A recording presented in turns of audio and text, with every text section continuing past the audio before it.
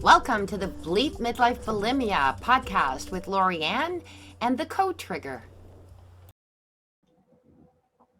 Hi everyone, I am LaurieAnn. I am the host of Bleep Midlife Bulimia, and I'm here to speak about something that I remember triggered me when I was bulimic.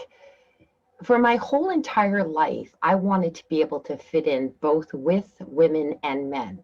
I wanted to be able to be that person who wouldn't be judged as, female. And I remember being really self-conscious about the fact when a guy goes, "Oh, you're being girl." And one of my first best friends was a guy, and my female best friend was really a tomboy. And I loved that. I loved the aspect of being a tomboy. So over time, though, I felt that I was losing that perspective, because as you grow older, then there's, the whole puberty thing happening, and then there's the division of the men, the female. And yes, I was a cheerleader. However, what I prided myself on as a cheerleader, believe it or not, was the fact that I took it as a sport because I was in gymnastics and dance prior to that. And the whole thing was I was the tallest and the biggest girl on the team. So I was kind of like that male statute where I lifted up all of the small girls when we did pyramids. And so I didn't see myself as one of those tiny little football star girlfriends that were on the cheerleading squad. I also, I cheerleaded throughout the year. So where the football team popularity came in, I really wasn't looking for popularity. I was looking for continuing with the sport because I enjoyed it. And I also did the hockey teams, and I also did the basketball team. A lot of people would say, well, is that something that you wanted to do for popularity? Maybe to a certain degree. I wanted it for acceptance because of having been, as a younger child, let's put me into junior high. No, let's even go further than that. I came from Turkey, having lived there for 4 years, and then I moved back to Canada. And I needed to try and fit into this new culture because in Turkey we had, private school, we had the uniforms, so everybody was dressed the same way. I remember that when I went from grade 5 to grade 6, I was now in a class with girls who were 2 years older than me. So I was 11, they were 13. They were going through puberty. They had crushes on the teacher and all of that. And I didn't understand any of this.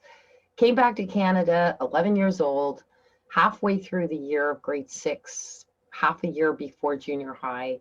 And all I wanted to do was fit in. I remember wearing braids and a baseball cap, and my mother would not let me wear jeans or any of sorts. So sometimes when I had my skirt, I would wear shorts underneath it when I was playing baseball. And I also wanted very much to be unique. I remember when I ended up in the latter part of grade 6, summertime, and then early part of grade 7 with my girlfriend, I found all sorts of clothes that would just make me different. And I found that my friends liked them, and then they would start to dress the same way, which I thought, was kind of cool. In through grade 7 and 8, however, the clothes that I was wearing to a few people out there who were, not understanding the fact that this was my mother not allowing me to wear certain clothes, and she always wanted me to look just right as a girl. I ended up being bullied for being a fairy, which, of course, looking back, I should have taken that as a compliment. But when there's this young, small girl with a very big bully kind of girl behind her and saying, "We're going to beat you up every time I walk down the hallway," I started to think, this is not a good thing. This is not a good thing to look, weak, I guess, is what I started to feel. So what that transformed into through my life was that I really wanted to fit into the boys' club, along with the women's club. I never disassociated that, but I also felt that there should be a balance. There should be something in the center, and that angered me. And I will tell you that I remember there were times when I had the trigger, and that would be one of them. I was so angry, and I would just eat up that anger and there were, how can I be stronger and better than other people out there where I'm not talking about men or women, people out there where there's an equality, where women are allowed to be who they want to be, dress how they want to be, but not be, what's the word, I guess, there is a word that I know, I wouldn't say feminized, but I mean sexualized or whatever the case. I even remember going for a job interview when I was 28, and because I dressed uniquely and not conformed, I was told that I looked too young and that the person who was going to hire me was afraid that they would not have enough respect for me due to that fact, which of course I know back then to this day today, that is a form of discrimination. But again, I was not going to fight that because the whole point was I was going to fight my little battle of I'm going to make it. I continued with that while I was with my ex-husband. I was always so frustrated when I would come up with ideas such as trust funds that I got for one of my clients, and I tried to speak to him about it, but it had to come from the boys club. The accountant that I had hired for my client was the same one that he used, and his accountant told him about this. And yet it was me who went in and did all of the research and asked the accountant to provide the final information on it. There were so many of those that I had done. And at one time I had told my ex-husband, can I not just get credit for that instead of you always taking credit for what I have helped you with? And including, he knew nothing about accounting when I started with him. And I taught him the balance sheet and income statement because I had taken accounting through my college and I knew it and I was doing it for him. So I was teaching him the fact that it doesn't matter if you hire an accountant, you still need to look at the spreadsheets and income statements and everything else if you own that business to make sure that your accountant is in place, and that accountant should be meeting with you every month to say, here, you're there, $250,000 in debt. All of a sudden he's going, what happened? I trusted them. Because you trusted that much without, and in a kind way, calling ignorance of actually taking the time to do this.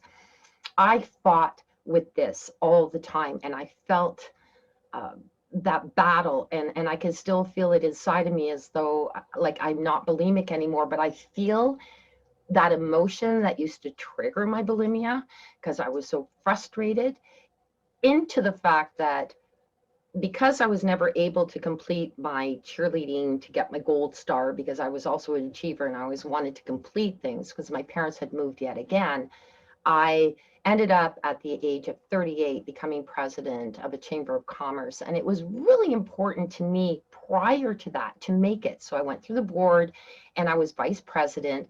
But the year that I was supposed to become president, the boys club decided that they didn't want me there. They didn't feel I was ready. I was too young because I was 38 and I would have been the youngest president in that group. I was also only the fourth female to become to that level of being, vice president to turn president. So they put a man before me, and it was said rumors, and they're rumors, so I'm not going to take them, I'm going to take them lightly. But the rumor was that they were hoping that I would actually retire from the board and from becoming president and such, if they had postponed it for another year. And I was determined not to do that. I was determined to move ahead in this boys club, in this boys code, or whatever it is that they call it, the bro code. I get it. Women have certain codes and men have certain codes. The thing is with me, I believe that they should be the same code. What are those? Okay, so a bro doesn't go out with a girl that his buddy has an interest in. I believe that it should be the same for the sister code. I believe that pretty well every code that I've read about that's a bro code should be a sister code.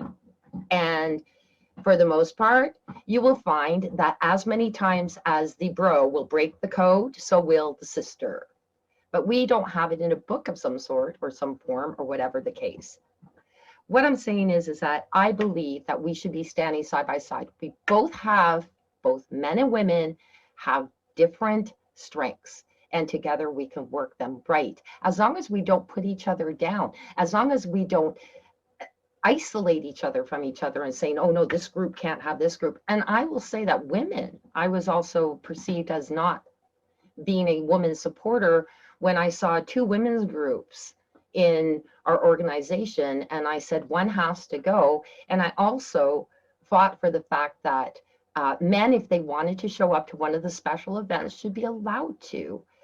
We're not going to have an influx of them, but the speaker is great. And why are we not letting them when we as women fought so many years to stop men from stopping us from being in a group? So it should be both-sided, both together, working together, not a man and a guy and a woman and a sister. And, you know, like I still, funny enough, it's a trigger for me, not for bulimia anymore, thank goodness. But that's how strong of a trigger it is for me. When we're working together, husband and wife, men shout out commands just as much as women, but yet you see a lot of the wives putting the man down. You don't see as much of that. Women are just as narcissistic as men, and you see mostly the men being narcissistic. If you understand what I'm saying, I have worked with men in a male industry who have been more emotional than your typical female. And yet it always seems that emotions are only for women. That's not true either. I have lived a life with men, and I even had a business that was primarily men in it because it was in the automotive industry. And so for whatever anybody is saying and whatever little pockets we put ourselves in, instead of pocketing each other in different little spaces, pull ourselves together. Do you think that women sometimes don't look at a man and say, man, he should lose some weight, but we don't put it all over social media that this is the perfect body and every woman should be going after that?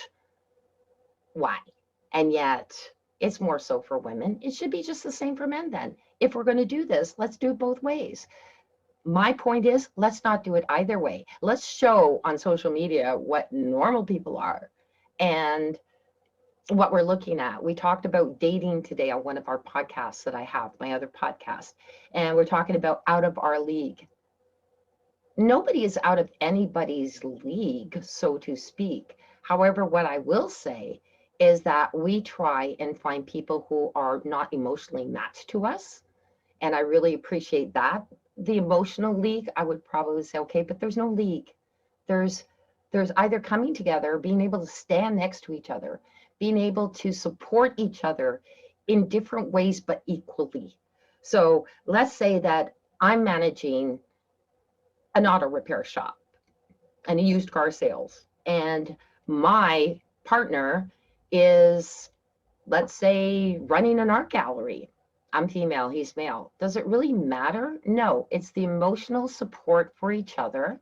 And if I'm in an art gallery and he's in auto repair, which is more the norm, although believe it or not, I was the opposite of the norm, it doesn't matter. It matters about the person, and it matters about, doesn't matter how gorgeous or not so gorgeous to the eyes of other beholders. It's about the eyes of our eyes.